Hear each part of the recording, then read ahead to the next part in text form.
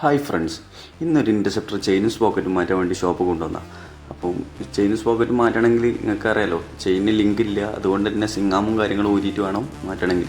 അപ്പോൾ സിങ്ങാമ് പറയുന്ന ഈ കാണുന്ന സാധനമാണ്. അപ്പോൾ അതൊക്കെ ഊരിയിട്ട് മാറ്റി അറിയുന്നത് സാധാ ബൈക്കുകൾ ചെയ്യുന്ന മാതിരിയല്ല, കുറച്ച് കൂടെ പണി കൂടുതലാണ്. അപ്പോൾ ഈ കാണുന്ന കസ്റ്റമർ കൊണ്ടുവന്നൊരു ചെയിൻസ് പോക്കറ്റാണ്. റോളൻ കമ്പനീൻ്റെയാണ്. റോളൻ കമ്പനീൻ്റെയാണ് ഒറിജിനൽ പാക്കിങ്ങിലും വരുന്നത്.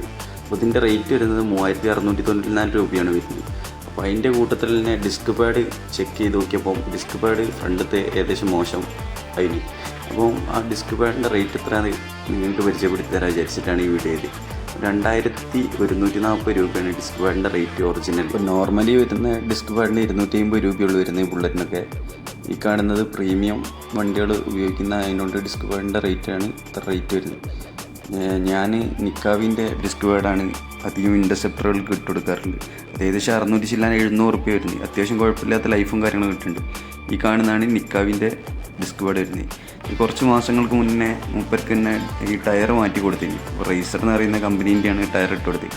അത്യാവശ്യം കുഴപ്പമില്ലാതെ കിട്ടുന്നുണ്ടെന്നാണ് മൂപ്പര് പറഞ്ഞത്. അപ്പം ബാക്കിലെ ടയർ മാറ്റുമ്പോഴും ഈ പ്രാവശ്യം ബാക്കിലെ ടയറും മൂപ്പര് പറഞ്ഞത് തന്നെ ഈ കമ്പനീനെ ഇട്ടോളാൻ പറഞ്ഞു. അങ്ങനെ റൈസ് എന്ന് പറയുന്ന ഈ കമ്പനീൻ്റെ ടയറിനെ വാങ്ങിയിട്ട് മാറ്റി കൊടുത്ത്. അപ്പോൾ ഈ വീഡിയോ ഇത്രയൊക്കെ തന്നെ ഉള്ളൂ. നിങ്ങൾക്ക് ഈ വീഡിയോ ഇഷ്ടപ്പെടുകയാണെങ്കിൽ ലൈക്ക് ചെയ്ത് ഒന്ന് സബ്സ്ക്രൈബ് ചെയ്ത് കൂടെ കൂട്ടണേ.